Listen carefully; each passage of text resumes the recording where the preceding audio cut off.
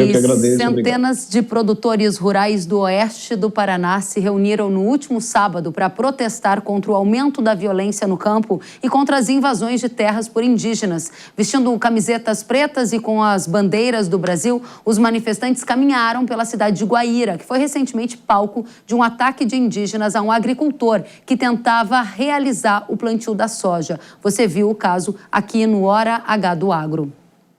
Já em Brasília, centenas de indígenas realizaram um protesto na quarta-feira contra o marco temporal das terras indígenas e contra a PEC 48 de 2023 do Senado, que inclui a tese do marco temporal na Constituição.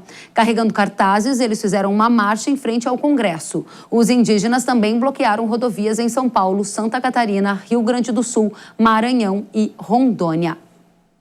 O STF e o Congresso divergiram sobre o marco temporal das terras indígenas, que estabelece uma espécie de regra do jogo para as demarcações de terras. A tese do marco temporal indígena prevê que só podem ser demarcadas áreas que estes povos estavam na data da promulgação da Constituição, em 1988. O Congresso aprovou uma lei que prevê o marco temporal, essa regra que dá segurança jurídica, mas o STF invalidou o tema. Sem a tese do marco temporal, áreas agrícolas e até algumas cidades estão numa condição que podem virar áreas indígenas. Um estudo da CNA, que é a Confederação da Agricultura e Pecuária do Brasil, diz que sem o marco temporal, as terras demarcadas podem passar de 14% para 27,8% do território brasileiro.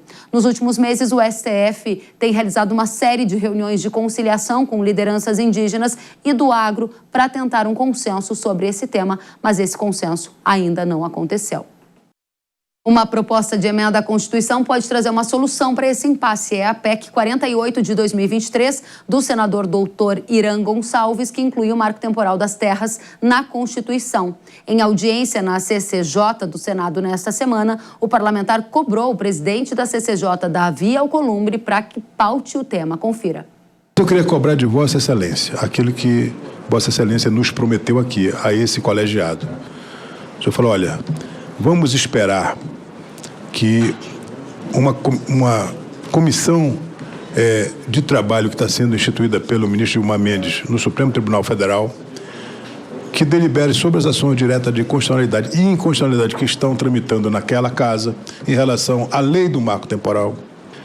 E nós estamos esperando até hoje que essa comissão chegue a uma conclusão e lá não avançou. Então eu queria pedir mais uma vez a Vossa Excelência, que é um homem de palavra, é um homem de enfrentar as dificuldades com sabedoria, com equilíbrio, que o senhor possa reabrir essa discussão nessa casa.